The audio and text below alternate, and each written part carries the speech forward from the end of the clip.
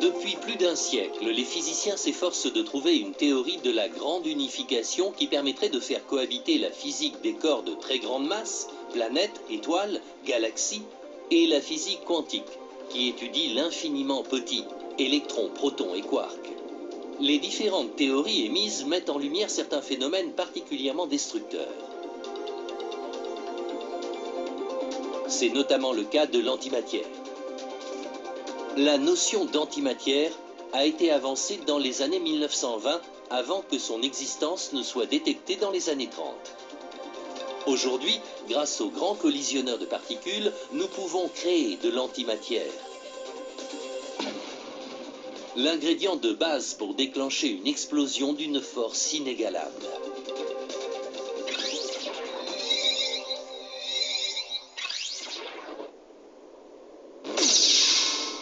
L'antimatière est la substance la plus explosive jamais découverte. À proportion égale, elle est bien plus puissante que la bombe à hydrogène.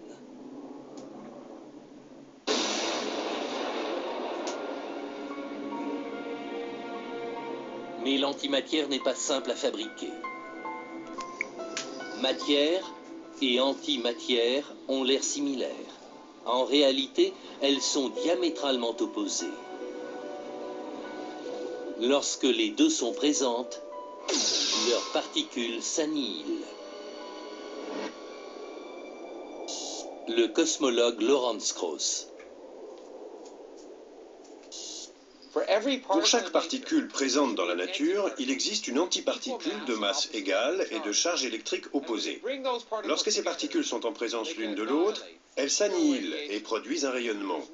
Une particule livre son maximum d'énergie lorsqu'elle s'annihile avec son antiparticule, parce que toute l'énergie qui provient de sa masse se transforme en rayonnement.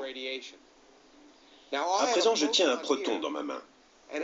L'anti-Krauss, en face de moi, tient un antiproton. Nous allons les rassembler pour provoquer une formidable explosion. Annihilation.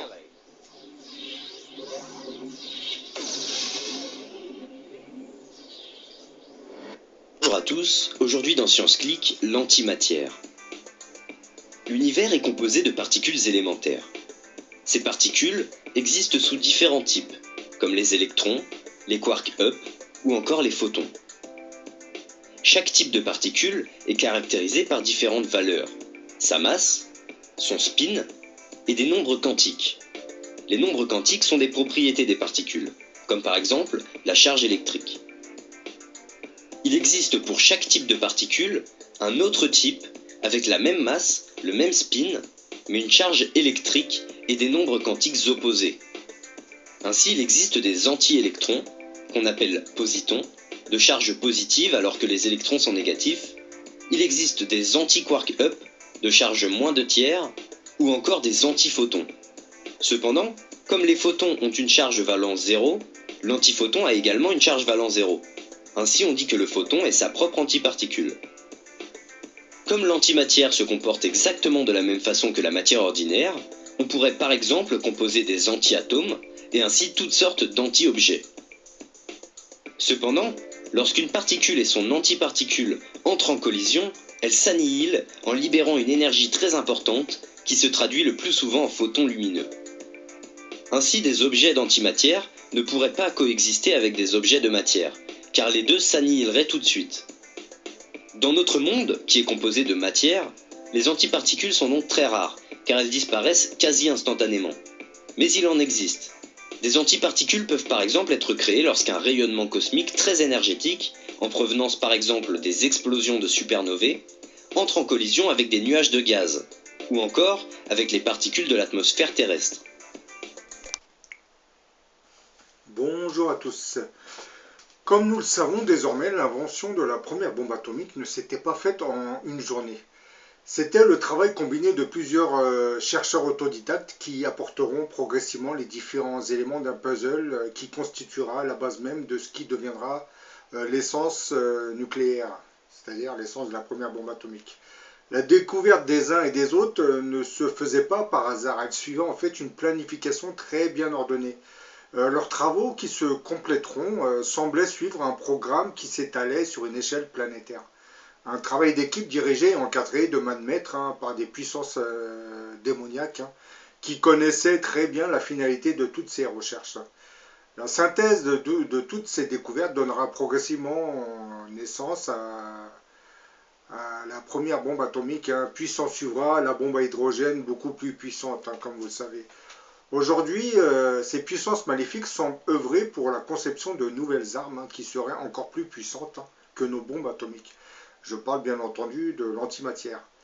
Et tout comme les recherches sur la radioactivité qui donnèrent naissance aux premières bombes atomiques, nos forces du mal encadreraient des équipes de recherche qui, à travers toute la planète, seront en train de concevoir les bases théoriques de ce qui deviendra les armes à antimatière. Les accélérateurs de particules seraient l'instrument de recherche sur lequel travailleraient tous ces physiciens. Et tout comme l'invention de la bombe atomique qui s'était constituée suite à la synthèse de toutes ces découvertes gravitant autour de la radioactivité, les armes antimatière naîtront exactement de la même manière.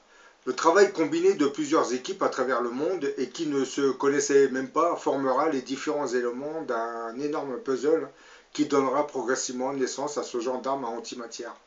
Mais pour bien comprendre comment fonctionne cette planification orchestrée de main de maître sur une échelle planétaire par les forces du mal, il sera intéressant de faire un bref historique concernant la naissance de l'arme atomique. Et vous constaterez par vous-même que c'est bien l'œuvre d'un travail combiné de plusieurs chercheurs à travers le monde qui donneront naissance, qui apporteront les bases théoriques de ce qui deviendra la première bombe atomique.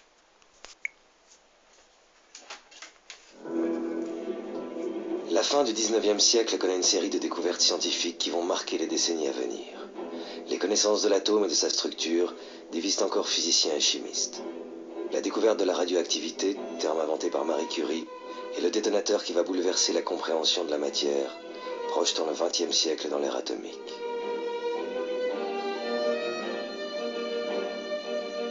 « 1895, le physicien allemand Wilhelm Röntgen découvre les rayons X et la possibilité de voir à l'intérieur du corps humain.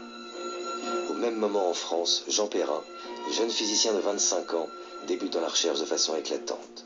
Il apporte la preuve directe de ce qu'on ne tardera pas à désigner sous le nom d'électron. Mes expériences, reprises dans les grands laboratoires d'Europe et poussées plus loin, ont permis à l'allemand Wiechert et à l'anglais Thomson de prouver que les électrons sont 2000 fois plus légers que le plus léger des atomes, celui d'hydrogène. Ainsi a été découvert un élément universel de la matière. Il obtiendra le prix Nobel de physique en 1926. 1896, le physicien français Henri Becquerel découvre que l'uranium émet naturellement un rayonnement pénétrant. C'est la découverte de la radioactivité naturelle.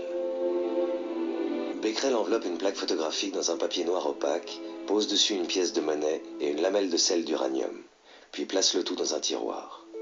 Lorsqu'il développe la plaque, il constate que l'uranium l'a impressionné à travers le papier noir, malgré l'absence d'exposition au soleil. La pièce de monnaie apparaît nettement. L'uranium émet donc spontanément des rayonnements.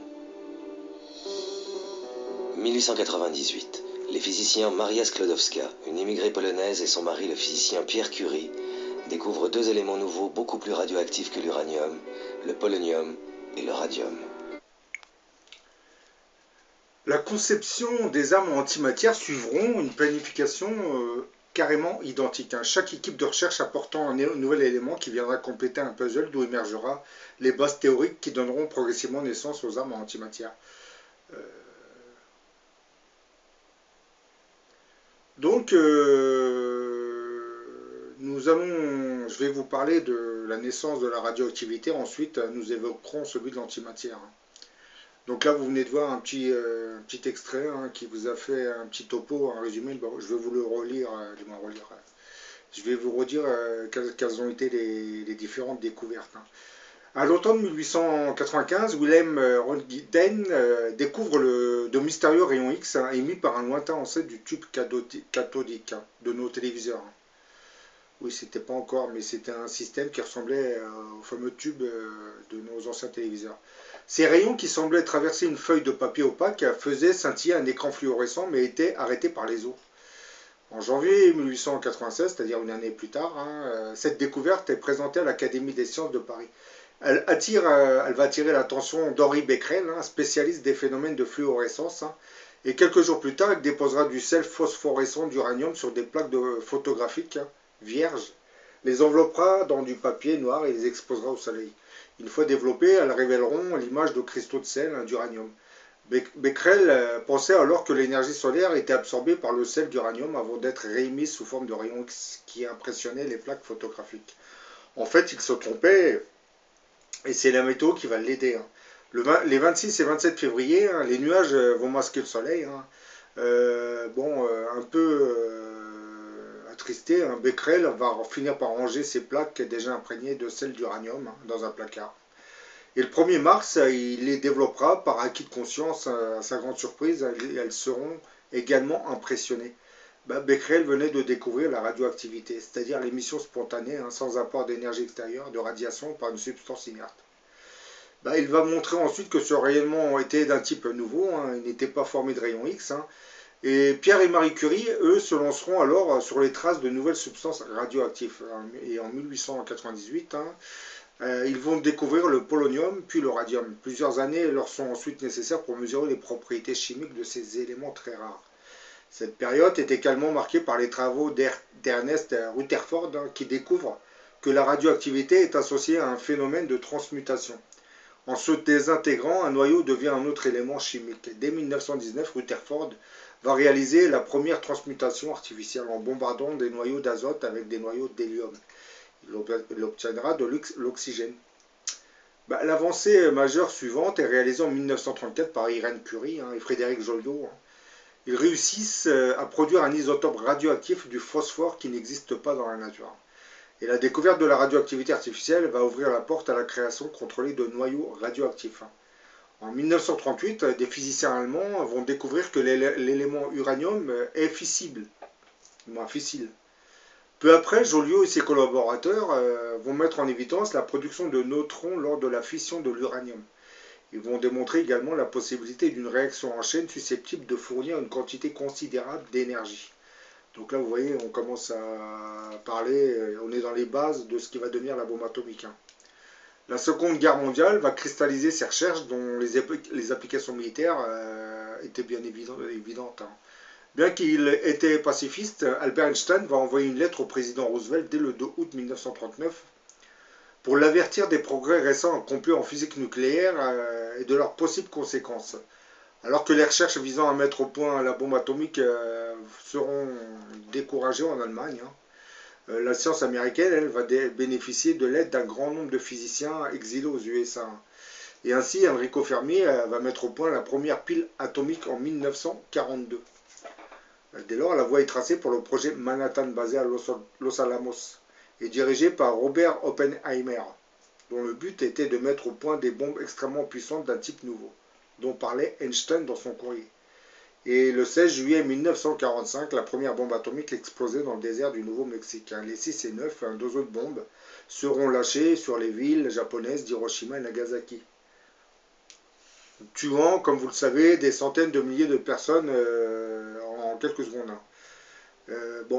Les Américains vont gagner la guerre, la Deuxième Guerre mondiale contre le Japon. Mais bon, nous sommes entrés à partir de cet instant dans l'ère atomique. Donc, comme je viens de le dire, l'invention de la première bombe atomique s'était faite autour du travail combiné de plusieurs chercheurs à travers le monde. Là, vous avez compris que les découvertes des uns et des autres se complètent. Et quand on en fait une synthèse, on obtient la base théorique de ce qui deviendra la bombe atomique. Pour ce qui est de l'antimatière, on assiste exactement au même phénomène. Et comme vous le savez, la base de toutes ces recherches autour de l'antimatière va graviter autour des accélérateurs de particules. Oui, c'est pas par hasard, si on construit des accélérateurs de particules, c'est pas vraiment pour faire avancer la science, c'est pour mettre au point les armes du futur.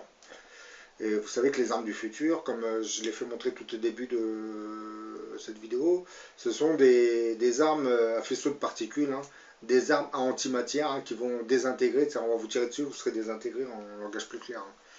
Bien entendu, on n'est pas encore arrivé à ce genre d'armes, mais bon, ça va se faire, parce que la bombe atomique a bien été conçue. Et l'antimatière, les armes antimatière vont être conçues de la même manière que celles qui ont été conçues pour la bombe atomique. Par exemple, au CERN, qui est le laboratoire européen de physique des particules, dans la nuit du 17 au 18 juillet 1986, pour la première fois dans l'histoire, de l'antimatière a été capturée dans un piège électromagnétique. En raison des conditions précaires de cette première réussite, les antiprotons n'avaient pu être conservés que pendant 10 minutes environ, une durée toutefois plus longue que les Américains Bill Kels de Fermilab et Gerald Gabriel de l'Université de Washington n'avaient osé espérer. Lorsque ces chercheurs reviendront au CERN pour une nouvelle tentative, un appareillage plus perfectionné leur permettra de mettre en bouteille quelques dizaines ou centaines d'antiprotons. Donc là, vous voyez, on commence à travailler sur les antiprotons, c'est-à-dire sur de l'antimatière. Quand cette technique sera définitivement au point, ils pourront retourner chez eux avec dans leur bagage une substance infiniment plus rare et difficile à obtenir qu'un morceau de lune. Ils pourront ainsi terminer dans leur propre laboratoire une expérience des plus importantes pour les théories d'unification des forces de la nature. C'est elle qui consiste à comparer les masses du proton et de l'antiproton, avec une précision incroyable.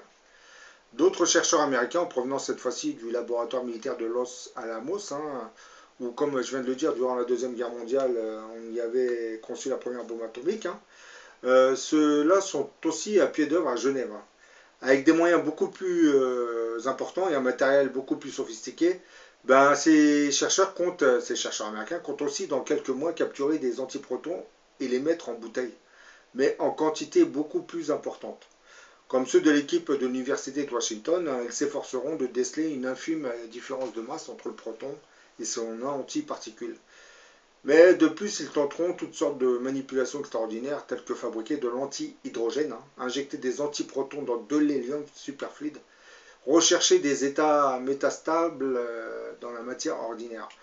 En langage plus clair, ils sont en train de faire des recherches pour mettre au point les futures armes. Il ne faut pas vous leurrer non plus. Parce que là, on vous dit que c'est pour le bien de la science, mais bon, le diable et ses forces maléfiques savent très bien ce qu'ils sont en train de rechercher actuellement à travers les accélérateurs de particules et l'antimatière.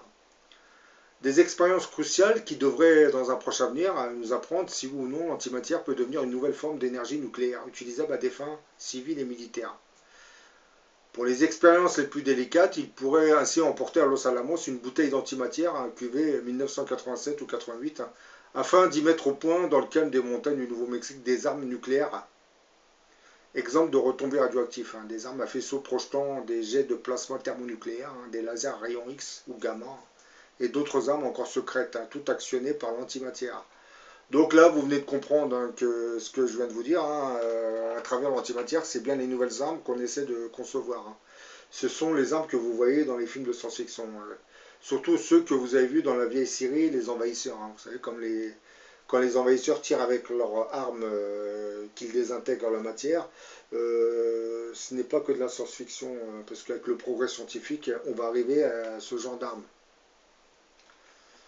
Historiquement, la première antiparticule observée avait été l'antiélectron, aussi appelé positron. Elle avait été découverte en 1932 par Carl David Anderson, qui observa dans le rayonnement cosmique une particule de même masse que l'électron, mais de charge opposée. Bon, on avait essayé de découvrir l'antiproton de la même manière, mais sans succès. Ne connaissant de lui que sa masse et sa charge électrique, il était pratiquement impossible de l'identifier de manière certaine dans le rayonnement cosmique avec des détecteurs disponibles de l'époque. On devait donc le produire artificiellement, et pour cela, il fallait un accélérateur beaucoup plus puissant que tous les accélérateurs construits jusque-là. Très schématiquement, la production d'antimatière se fait ainsi. Des protons sont accélérés à une vitesse proche de la lumière, puis projetés sur une cible. Il y a collision, et si violente qu'une partie de l'énergie se transforme en paire particules-antiparticules. Une fois cet accélérateur construit à Berkeley, on avait pu alors voir des antiprotons pour la première fois en 1955. Vous vous rendez compte, 1955, donc vous vous doutez bien qu'il y a eu des progrès depuis. En les injectant dans un détecteur rempli d'hydrogène liquide, on observait que lors de la rencontre explosive d'un antiproton avec un proton, l'énergie ainsi libérée se rematérialisait en une kyrielle d'autres particules qui partaient dans toutes les directions. Ces particules sont essentiellement des sortes de petites particules. Elles emportaient avec elles la quasi-totalité de l'énergie d'annihilation. Donc là, vous avez compris que lorsque de la matière rencontre de l'antimatière, il y a annihilation et puis une évacuation d'énergie lumineuse. C'est-à-dire, on vous tire dessus, vous êtes désintégré dans un carrousel de lumière. De leur côté, les Russes auraient découvert, eux, une nouvelle manière de produire de l'antimatière. Puisque, comme je l'ai dit tout à l'heure, vous avez plusieurs équipes à travers le monde qui travaillent. Et toutes ces recherches se compléteront pour finalement apporter les bases théoriques de ce qui deviendra les armes en antimatière. Donc, en effet, des scientifiques de l'Institut de physique appliquée de l'Académie des sciences de Russie proposent, eux, de produire de l'antimatière à l'aide d'un laser super puissant et d'une feuille de papier aluminium. Les physiciens russes Igor Kostyukov et Evgeny Nirosh avaient découvert qu'il était pratiquement possible de convertir la lumière en matière et même en antimatière. Les scientifiques seraient arrivés à cette conclusion en étudiant ce qui se passe au cours de l'interaction de faisceaux laser super lumineux dont la puissance serait supérieure à 1 billion de térawatts, avec de fines feuilles de papier d'aluminium. Vous avez bien entendu, 1 billion de térawatts, c'est pas 2 watts. Les calculs des physiciens de la ville de Nijni Novgorod avaient démontré que la collision du faisceau laser avec une feuille de métal pouvait provoquer la formation de positrons. La forme la plus simple de l'antimatière dont le nombre va croître de façon exponentielle avec le temps. Et les scientifiques expliquaient que si un électron entrant dans le faisceau laser se déplaçait assez vite, il émettra des photons qui se désintégreront en paires électron-positron.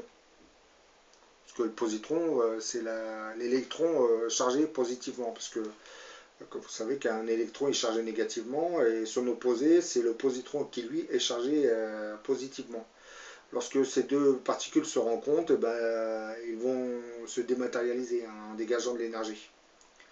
À leur tour, ces paires de particules vont également émettre des photons, ce qui conduira à la naissance de nouvelles générations d'électrons et de positrons. En conséquence, le nombre d'électrons, positrons et photons se développeront comme une avalanche. Les positrons produits de cette façon seront tordus comme une spirale, ce qui permettra d'utiliser ces particules, selon les scientifiques, pour étudier les propriétés de l'antimatière de créer des sources superlumineuses de photons de haute énergie. Donc là, si vous comprenez bien, ce que ces scientifiques russes disent, c'est qu'à travers ces faisceaux de laser et l'antimatière, on va mettre au point les futures armes. Vous savez, ces armes que vous voyez dans les films de science-fiction, les armes à faisceaux de particules, les armes laser, ou ces armes à antimatière que vous avez vues dans la série des Envahisseurs.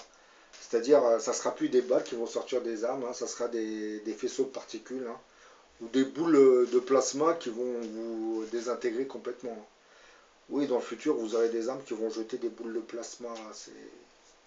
C'est la logique du progrès scientifique, parce que les accélérateurs de particules n'ont pas été conçus pour le plaisir de découvrir de nouvelles particules. C'est surtout pour concevoir les futures armes. Ben oui. Et comme je l'ai dit, beaucoup de ces recherches sont encadrées par certaines forces maléfiques, qui, de leur côté, savent très bien ce qu'elles font, puisque lorsqu'ils vont combiner toutes ces recherches, ils pourront mettre au point de ces nouvelles armes. Je vous ai fait cette vidéo pour vous expliquer comment fonctionnaient ces inventions d'armes terrifiantes. La bombe atomique, la bombe à hydrogène, la bombe à neutrons. Aujourd'hui, on parle des missiles électromagnétiques.